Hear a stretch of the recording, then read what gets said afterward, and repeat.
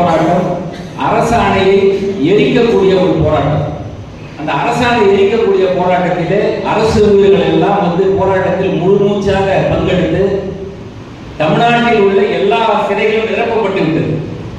சிறை நிரப்பப்பட்ட காலத்தில் நம்முடைய அரசு கல்லூரியோ அல்லது தனியார் கல்லூரி ஆசிரியர்கள் சங்கங்கள் எல்லாம் போராட்டத்தில் பங்கு பெறவில்லை.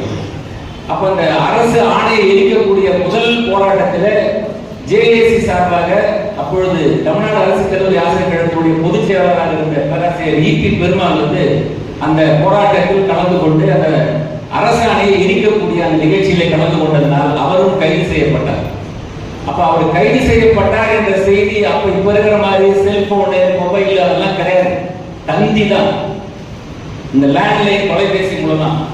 இன்று மாலை கைது செய்யப்பட்ட உடனே அடுத்த நாள் தமிழகம் முழுவதும் உள்ள அனைத்து கல்லூரிகளுக்கும் ஜிசிடிஏ பொதுச் செயலாளர் கைது அப்படின்னு சொன்ன உடனே அதுவரை போராட்டத்தில் ஈடுபடாதிருந்த அந்த அரசு கல்லூரி ஆசிரியர் கழகமானது அடுத்த நாள் முதலே காலவரையற்ற போராட்டத்தில் பங்கெடுத்துக் கொண்டார்கள். சிறை நிறுவனம் போராட்டத்தில் பங்கெடுத்துக் கொண்டார்கள்.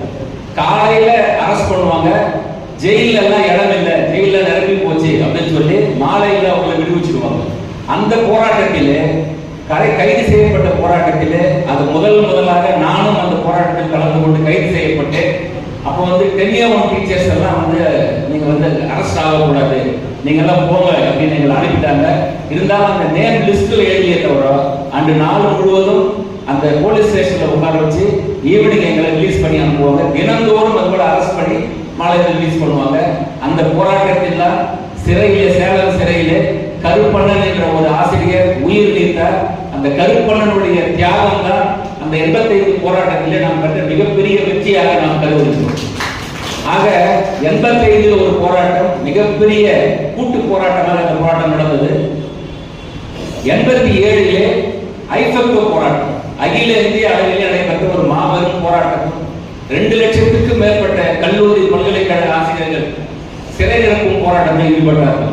அப்போ பல்கலைக்கழக கல்லூரி ஆசிரியர்களும் பல்கலைக்கழக ஆசிரியர்களும் கை நிறைய சம்பளம் வாங்கும். எல்லாருக்குமே தெரியும், பல லட்சங்கள், 2 லட்சம் வரைக்கும் எல்லாம் நம்ம சம்பளம் வாங்குறோம். இந்த சம்பளம் என்பது ஓய்வூதியம் எல்லாம் இருக்கு. இந்த சம்பளம் என்பது சும்மா வந்துடுது.